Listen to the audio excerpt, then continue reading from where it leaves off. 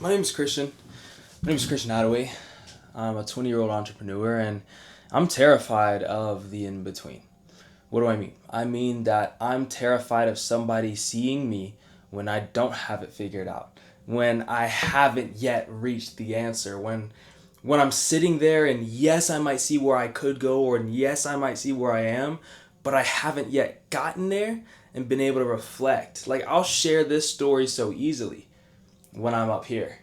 But I never want to share this story when I'm actually down here. And I just wanted to talk about that today because I believe that it is my duty and my responsibility to share my life authentically with people because man, with how alone I can feel at times, I know that there are hundreds of thousands of people out there who feel just like I feel, who look at life in the same way and just feel estranged from people can make like their friend groups make them feel like they're crazy and all these different things. And so I just wanted to share like my heart on this, and it's raw, it's not perfect, and I believe that that is the whole point of this. I could easily sit here and edit this perfectly and do all these different things and add a great thumbnail or add all these different things that might get more views, but am I really chasing views at the sacrifice of my authenticity? Like, that's what makes me me. And I believe that with creating this channel and creating this YouTube video and just attacking my insecurities and showing them to people, like I am actually going to be able to help somebody. It's not about helping everybody. I believe that most people are gonna look at this like, yo, this dude's crazy. This dude he's got his head on a little crooked. But I believe that there is at least one person out there, and if there's only one person out there that feels a little less alone, a little less misunderstood, a little less confused from this, and a more related to, then I believe that this is absolutely the reason and the purpose in which I have done this has been fulfilled. And so I just want to dive a little bit deeper. Like I say, I'm terrified of the in between. What do I mean? I think it starts off first with who I am as a person, who I've been, who I've become, and just realizing that, man, it's been a lot. I believe that, yeah, I mean, I'm 20 years old. I turned 20 in April. It is July, the time of recording this. I'm in an incredible relationship with an amazing woman, a woman of God. Her name is Allie. And besides that, I'm a Christian. I've been a Christian for about 2 years now, a little over, and I thought I was a Christian for my whole life, and man, yeah, there's no way. Opening the scriptures and just seeing just the heart posture and how disciples and Christians, like how people of the Bible look at the scriptures and look at their life and just how they live. There's no way I was a Christian, until I made the decision to actually give my life fully to God, and besides that, I'm a little bit of an oddball. I'm a little bit of an interesting case. I'm not your regular person. I'm not your regular 20-year-old. And for so long, I was terrified of that. I was so scared of being different than people and people not accepting me because that's all I ever got. For instance, I'll give you guys some examples. When I was younger, I played video games, as did a lot of people did. And I just did everything to the extreme. I would play video games and we'd be all having fun. And then next, I'm like 12 years old and I'm really like one of the top 100 people in the country at this game or whatever, and everybody else is just having fun. But then I start getting I feel like it's fun to compete. I feel like it's fun to push myself to levels that nobody expects of me, but I just get to go after and see, Christian, what can you do? Who can you become? And people don't relate to that. So then I start getting kind of pushed out of my own friend groups, man, you're just oh, you can't play with us in your rank or whatever in these games. And now I'm having to create new accounts just to play with my friends, and they all think if I do something good, they're like, oh yeah, you should, you're better than us, we know. And I'm like, what are you talking, I just want to have fun with you guys, and that's what that started at a very young age. And so then it's man, just every little thing that I would do, it just became like that. Man, I started playing baseball when I was older than I probably should have been, for baseball. I think I was maybe a freshman in high school. And I start playing baseball, and then like just a short amount of time later, I'm really training in an MLB developmental program. You know what I'm saying? Like it's just so crazy, like the things that like I would do, not because I felt like I had to, but because I genuinely thought it was awesome and just enjoyable to be able to give my whole heart to something and see what I can really do. And that's not normal, you know. So then I even when I became a Christian, you know, like when I would actually consider myself biblically a Christian, man, like there was like some mix-ups at like the school I was at. I was at a Christian private school, and they just didn't believe what I believed, and I really asked them. I was like, man, like let's go in, let's talk. Like I just had some questions about the stuff that they said they believed, and I go in there, my mom's in there crying, I'm so confused, and they're just like, yeah, you're not coming back to the school. And I'm like, what are you talking about? Honestly, I thought they found out I cheated on like a 50-page project. So hopefully they're not watching this, because I definitely cheated on that. Sorry, guys. I wasn't a Christian. You know, so I thought I was cooked. I was like, oh man, I'm fried, dude. And then I get in there, and they just tell me like I'm not coming back to school, and because like I had questions about what I believe, and they like had like looked up my church online, and then they low-key found the wrong church. Like it was so crazy. It was just so insane that I was like, dude, I can only be submitted to this. Like I remember just crying my way home, you know, and I just felt so like everything was so different, you know. And then next thing I know, I'm you know, like I moved out, you know, I'm living alone, and then I was living with you know, my one of my closest friends, like my childhood friends. And now I'm sitting here and I'm like, dude, what am I doing? I'm just kind of going to school, getting good grades. I was in college at this point now because I just figured, I guess that's what I'm gonna do, you know. And then I just realized, like, man, I want to go be a child psychiatrist. Why? Because I want to help people. I want to help children. And am I really helping children the most by like being in school for the next 14 years? And so I dropped out. I took a crazy gamble. I dropped out, and it was crazy because I wasn't paying anything for school or anything. Like I had my school completely for free, but I dropped out, and then here I am today. You know, I went from there to doing door-to-door sales, and I was one of the youngest people ever. I think if not the youngest person ever offered the team lead position. And it's something that like I was so afraid to tell people that I don't even know if most of the people even know that. Like, yeah, I got offered the position, then I quit, and I was so scared to tell people that because I thought it was such a bad idea. Because I quit, and then I quit to start my business. I started my business. The first month and a half, I'm stressed. I remember being in a boba tea place, crying my eyes out because my grandma had died a couple months before. And I just was in the worst place I'd ever been. Like, my grandma had died a couple months before, and she gave my mom some money, which is not a lot of money, and my mom was struggling financially. Like, she needed it, you know. And I just remember like trying to start this business, and like my mom believes in me, and like obviously I don't always feel like people believed in me, but I'm doing this. And then I, you know, I'm sitting in a boba tea spot crying because my mom had said, hey, like take this, and she sent me like $1,000. And like my mom's a single mom, like we never had money or anything, so like for her to send me money, like that's a lot. Like I don't know if she's ever like sent me money before. Like she's been like, hey, you can use my card for this or that or the other, you know, for like the necessities. But for her to just send me money, like it was just so crazy. Like I was like, wow, like she believes in me. And like I don't know the last time I've ever felt like somebody believed in me when I didn't feel worth believing in, you know. And that was a really pivotal moment for my life. I remember taking that money, and I took the money, I invested in a mentorship for the business that I was doing, you know. What I do, just so you guys know, is I'm a growth operator. Basically, I come in and I take offers, all sorts of what we call info products, meaning you just sell information online. So it might be fitness coaching, it could be any type of anything. Maybe you're a day trader and you want to teach people how to day trade, or maybe, you know, right now we're working with a lot of UGC guys, you know, people who teach people how to make ads and make money online, you know. And I go in, I basically say, okay, you want to teach this, like you post this content, you have a personal brand, right? And you want to teach this. So how do we get this person from viewing your content to signing on and being somebody, one of your students, like a person you teach? Everything that happens in between, that's what I handle. And I just take a percentage. And so that's like the business that I was doing then, and the business I do now. And we're paying somebody to help me learn. And man, like I was so ashamed that like I was just so ashamed, but I was so like, wow, I have to make my mom proud. I have to do this right. Like I have to take this money. Like, dude, this money came from my dead grandmother. Like I have to make this work.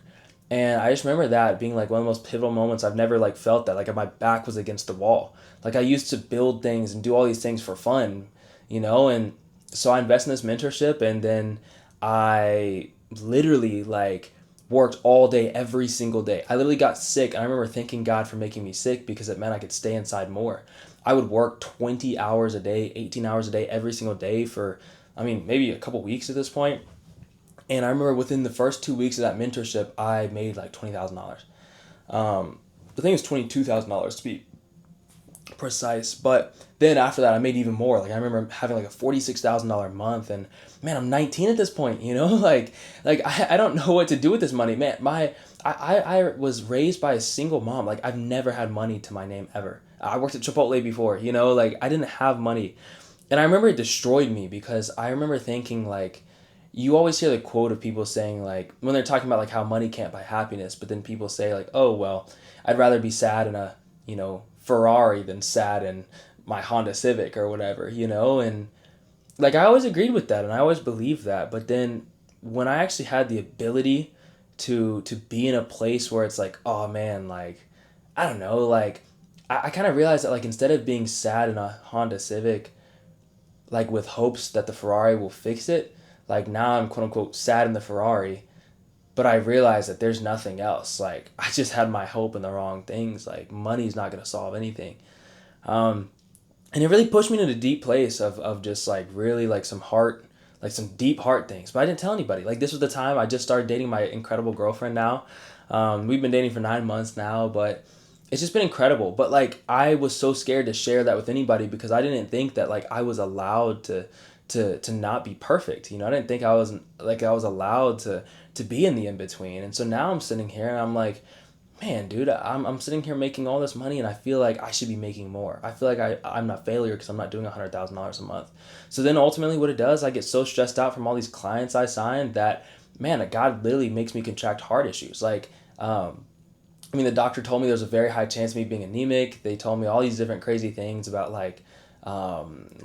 man, how like if this continued, it would be heart failure. And I don't know if any of you guys are nerds like that, but and know about like blood pressure and HRV and all that stuff. But my HRV, which should have been at like, which usually, because I do like ultra like endurance athlete stuff as well, just for my mental health. Like I just need something to do that's really difficult. And so like at this time I was doing half Ironmans. I did like a 37-mile ultra marathon a couple months ago, and like so my HRV, like my recovery for my body should be super high. My resting heart rate was super low, so low to the point that people would be like, "Yo, what's up with you?" And my blood pressure was always perfect. But now at this time, like, man, I go from this person who does like half Ironmans and all these different things to being somebody who literally I lost maybe 40, 30, 35, 40 pounds. And dude, I just like it was the hardest time of my life because I couldn't work.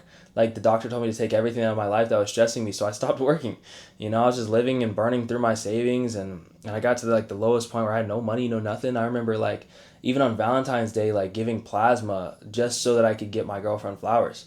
But everybody on the outside just knew me as this guy who just had this business who made all this money. So like I'm talking to these people and I can feel the contempt in their voice sometimes when they're talking to me about like how like they don't even want to talk to me about their business goals, or they don't want to talk to me about stuff like that because they just assume I'm gonna judge them.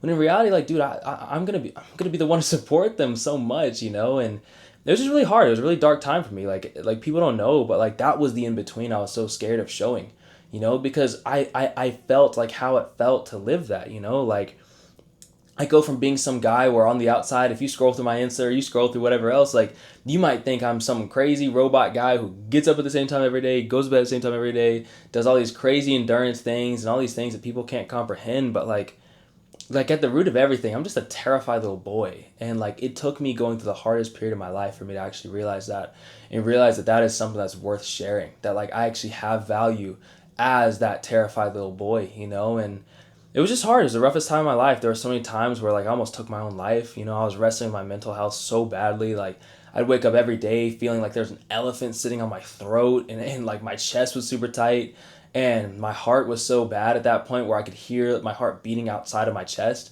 It was crazy, and that was the hardest time. But like throughout all of it, like I was only in the in between, and I felt like it was so unfair to my girlfriend because I felt like, man, like dude, you started dating me and this is how I am now? Like, you probably thought you started dating some, like, I don't know, some business dude or whatever. And I don't know, like all these stupid things because I thought that's what people cared about, and it just took all that for me to learn that like I have value outside of that, and these are my insecurities, like I can't feel seen sometimes. I don't want people to see me, I don't want people to see every bit of me, because at the core of it all, I'm just terrified that if somebody sees me for everything that I am, they're just going to leave me on the table and not choose me because I'm too much or I'm not enough, and I just think like on a deeper level, I'm just terrified of environments that force people to see the real me. I'm terrified of things.